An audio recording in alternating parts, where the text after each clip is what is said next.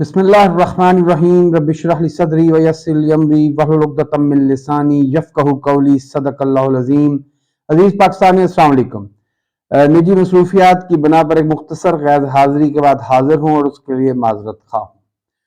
ناظرین، آج کے ویلاگ میں ہم بات کریں گے یہ ہاجرہ کا کیا ہے ماجرا، اور عادل راجہ اور حیدر مہدی کو سزا سنا دی گئی، مگر سب سے پہلے ہم اپنی معیشت کا رونا روئیں گے۔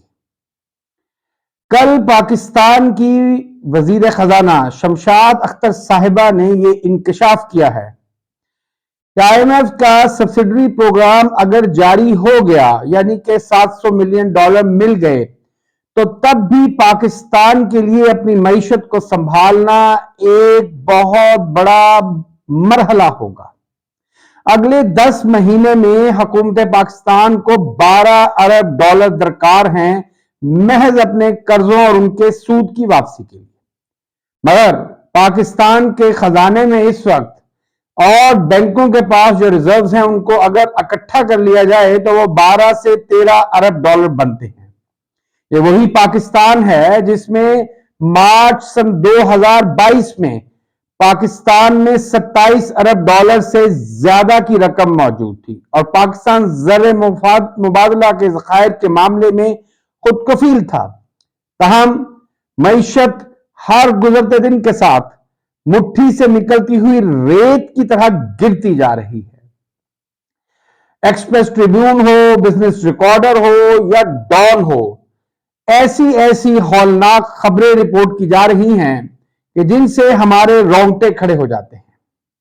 ڈان کی خبر کے مطابق پنجاب حکومت کے تحت چلنے والے زید ہاسپٹل لاہور، شیخ زید ہاسپٹل لاہور کو تقریباً بند کر دیا گیا ہے۔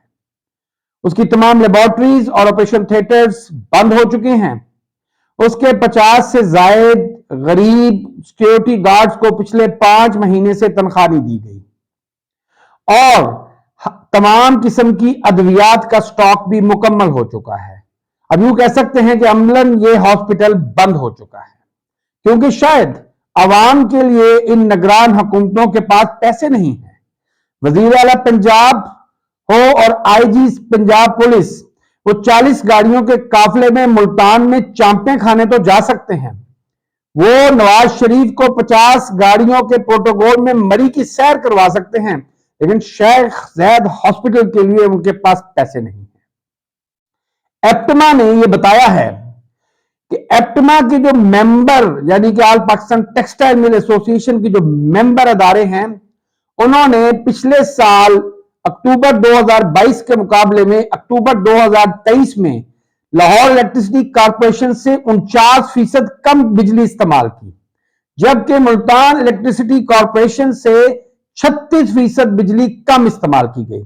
اس سے آپ اندازہ کر سکتے ہیں کہ پاکستان میں صنعت کا پہیہ کس طریقے سے زنگ آلود ہو رہا ہے، بند ہو رہا ہے، اور جب صنعتیں بند ہوتی ہیں تو اس سے آپ کے ایکسپورٹس بھی گرتی ہیں، اور یہی وجہ ہے کہ وہ ایکسپورٹس جو 31 ارب پر پہنچ چکی تھیں، وہ اب گر کر تقریباً 24 سے 25 ارب پر رہ گئی ہیں۔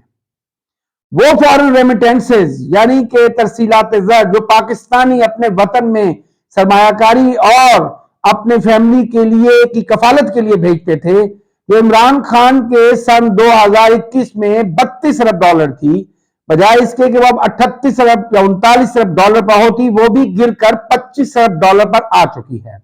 اور یہی وجہ ہے کہ محض $70 کروڑ کے لیے حکومت پاکستان اس وقت آئی ایم ایف کے پاؤں پکڑ رہی ہے، ان کے ترلے منتیں کر رہی ہے۔ اس سے زیادہ اندھوناک خبر جو ایکسپریس ٹریبیون سے آئی ہے وہ یہ ہے کہ گیس صارفین پر $400 ارب مزید ڈالنے کا فیصلہ کر لیا گیا ہے۔ اس کے علاوہ امپورٹڈ گیس کو اب صنعتی صارفین کو بھی دیا جائے گا، مگر اس کی مد میں $5 ارب عام صارف کی جیب سے نکالا جائے گا ہر مہینے، یعنی کہ 400 ارب کا ایک ٹیکہ اور 60 ارب سالانہ کا دوسرا ٹیکہ۔ $3.5 بجلی بھی مہنگی کر دی گئی ہے۔ ناظرین، یہ پاکستان کی معیشت کا نوحہ ہے۔ یہ اس رجیم چینج سازش کے نتیجے میں جو قیامت پاکستان پر ڈھائی گئی ہے یہ اس کا المیہ ہے۔ اب میں بات کرتا ہوں پاک فوج کے دو ریٹائرڈ افسران میجر عادل راجہ اور کیپٹن حیدر مہدی کو ان کی عدم موجودگی میں کورٹ مارشل کر کے سزا دے دی گئی ہے۔ بہت اچھی بات ہے، یہ فوج کا معاملہ ہے، فوج جانے اور وہ جانے۔ حیدر مہدی تو کپتانی میں فوج سے چلے گئے تھے اور اب کینیڈا میں سیٹلڈ ہیں، وہاں کے شہری ہیں، جبکہ عادل راجہ تو ہمارے مخصوص اداروں کا بہت چہیتا رہا ہے۔ آئی ایس پی آر ہو یا آئی ایس آئی ہو، وہ ان کے لیے خاصی خدمات انجام دے چکا ہے، پھر نہ جانے کیا ہوا کہ وہ ایک رانگ نمبر بن کر آئی ایس آئی اور پاکستان فوج پر ایک قہر بن کر ٹوٹا ہوا ہے، اور وہ فوج کے خلاف وہ سب کچھ کہتا ہے جو شاید پاکستان کے دشمن کہنا چاہتے ہیں۔ مگر سوال یہی پیدا ہوگا کہ یہ عادل راجہ کس نے پیدا کیا، اس کو یہ لمبی زبان کس نے ایشو کی، اور پھر وہ کیوں کر وطن سے نکل گیا اور پھر اب وہ لندن میں بیٹھ کر وہ سب کچھ کر رہا ہے جو ہمارے دشمنوں کو خوش کرتا ہے۔ حیران کن بات یہ ہے کہ ان سزاؤں سے حیدر مہدی یا عادل راجہ کا تو کچھ بگڑنے والا نہیں، ایک کینیڈا کا شہری ہے اور دوسرا برطانیہ کا، آپ ان کو کچھ نہیں بگاڑ سکتے۔ ایک اہم سورس کے مطابق عادل راجہ $60,000 سے زائد کماتا ہے یوٹیوب چینل سے، اسے کیا فرق پڑتا ہے کہ آپ اس کو 14 سال سزا دیتے ہیں یا 24 سال سزا دیتے ہیں؟ بہتر یہ ہوتا کہ ریاست کے حقیقی دشمنوں کو، وطن پاکستان کو لوٹنے والوں کو، لندن، دبئی، امریکہ، China, Qatar, U A E اور سعودی عربیہ میں بڑے بڑے محلات خریدنے اور اربوں ڈالر کی انویسٹمنٹ کرنے والوں کو پکڑا جاتا، بیرون ملک جزیرے خریدنے والوں کو اور بڑی بڑی آپ کہہ سکتے ہیں جائیدادیں بنانے والوں کو پکڑا جاتا اور ان کو انصاف کے کٹہرے میں لایا جاتا۔ اس طرح کے لوگوں کو سزائیں دینے سے کچھ حاصل نہیں ہونے والا، اور نہ ہی پاکستانیوں کے زخموں پر کا مرہم رکھا جا سکتا ہے۔ بہرحال جو کر رہے ہیں ان کی مرضی، ہمارا تو کام اس کو دیکھنا اور اس پر اپنی رائے کا اظہار کرنا ہے۔ قوم سب جانتی ہے، قوم کو اب بیوقوف بنانا مزید ممکن نہیں۔ اب میں آخری اور ایک اہم نقطے کے طرف آتا ہوں کہ یہ ہاجرہ کا ماجرہ کیا ہے۔ ناظرین، آل شریف کی تاریخ غلاظت، گندگی اور گھٹیا سوچ کا ایک مجموعہ ہے۔ آل شریف نے سب سے پہلے 80s میں علامہ ابتسام الہی ظہیر کے والد علامہ احسان الہی ظہیر کی ایک لکھی ہوئی کتاب کے جواب میں ایک کتاب لکھنے کے لیے مولویوں کو لاکھوں روپوں کی آفر کی۔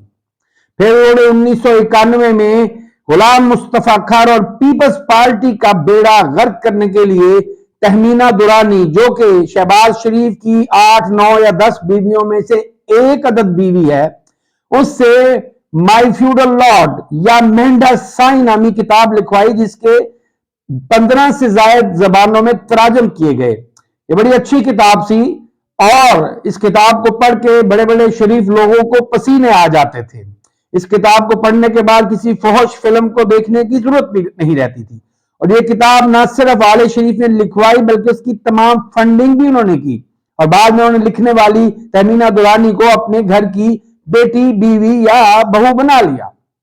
اس کے بعد ریحام خان سے ایک کتاب لکھائی گئی، اس کتاب کا بھی سارا خرچہ اور مجوزہ آمدنی پی ایم ایل این والوں نے، جن میں ان کے جو پنڈی کے فرزند ہیں عباسی صاحب، انہوں نے ادا کی۔ کئی لوگوں نے جا کے ریحام خان کے سر پر چادریں رکھی، اور بدقسمتی سے ریحام خان کی کتاب کا پروجیکٹ بری طرح فیل ہوا اور عمران خان انتخابات جیت گیا۔ اب ایک ہاجرہ نامی اداکارہ، جو کہ دوسرے یا تیسرے درجے کی اداکارہ ہے، اس سے ایک نئی کتاب لکھوائی گئی۔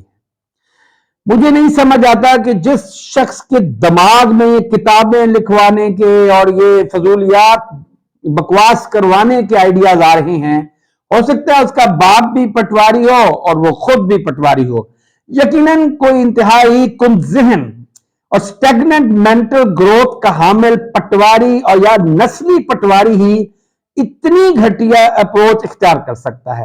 ایک طرف ملک کی معیشت تباہ ہو رہی ہے، دوسری طرف دہشت گرد ملک کے اندر گھس گھس کر ہمارے اہم مقامات پر اور اثاثوں پر حملہ آور ہیں، اور यहां हम बैठ के इमरान खान की निजी जिंदगी पर किताबें लिखवा कर न जाने क्या साबित करना चाहते हैं।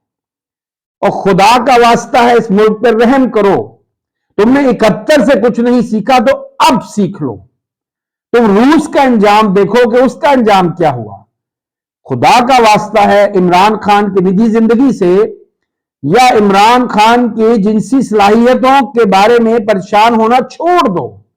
खुदारा ये अवाम पर छोड़ दो, अवाम को फैसला करने दो कि वो इमरान खान को किस तरह जानते हैं, कितना चाहते हैं और उसका क्या किरदार देखना चाहते हैं। अल्लाह पाकिस्तान का और आप सबका हमें नासिर हो। पाकिस्तान जिंदाबाद, पाकिस्तानी कौम पाइंदाबाद। शुक्रिया, वस्सलाम।